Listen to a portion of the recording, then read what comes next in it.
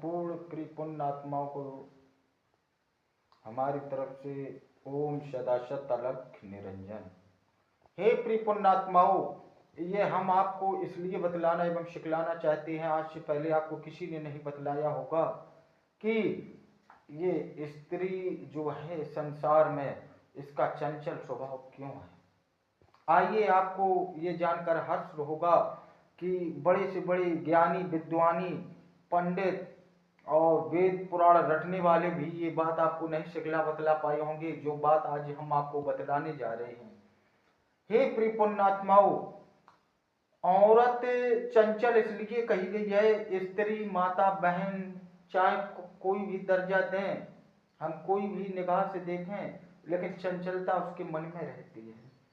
हे परिपूर्ण आत्माओं, बात उस समय की है जब वन देवी ने अपने तीनों पुत्रों ब्रह्मा विष्णु महेश को जन्म दिया, और उसके बाद उन्होंने जब प्रश्न किया कि पिताजी कौन है, तो पिताजी कौन है जब माता स्वयं नहीं जानती, माता उनके तेज को धारण नहीं कर सकती, माता ने कभी उनका स्वरूप नहीं देखा, तो माता कैसे बता दे कि पिताजी कौन है। हे परिपूर्ण आत्माओं, स्वयं आदि शक्ति उनको खोजते खोजते इस धरा पर सृष्टि की रचना करने लगी। ये सृष्टि के रचनाकार परम पिता नहीं बल्कि आदि शक्ति ने ये सृष्टि की रचना की है, सिर्फ उस पिता की खोज के कारण। उस निराकारी निर्गुण अलग अविनाशी निरंजन पिता को जानने के लिए ये आदि शक्ति ने इस सृष्टि का निर्माण किया, इतनी योनियां बनाई, ये सब कुछ बनाया और पालन पोषण किया कि शायद मुझे पार ब्रह्म परमेश्वर जी परमात्मा के दर्शन होने लगे।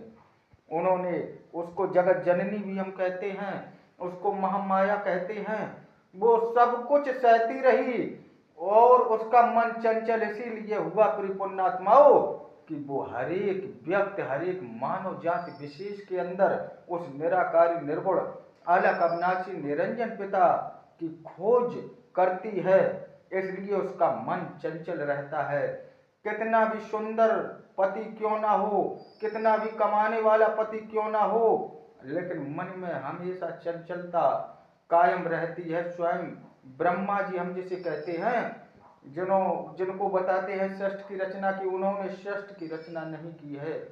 सृष्टि की रचना आदि शक्ति के द्वारा हुई है और वो निरंतर उस निराकारी निर्गुण अलग अविनाशी निरंजन पिता परमात्मा की खोज में रहती हैं कि कब उनके मुझे स्वयं स्वरूप दर्शन हो जाएं और अपना जीवन अमृतमय हो जाए।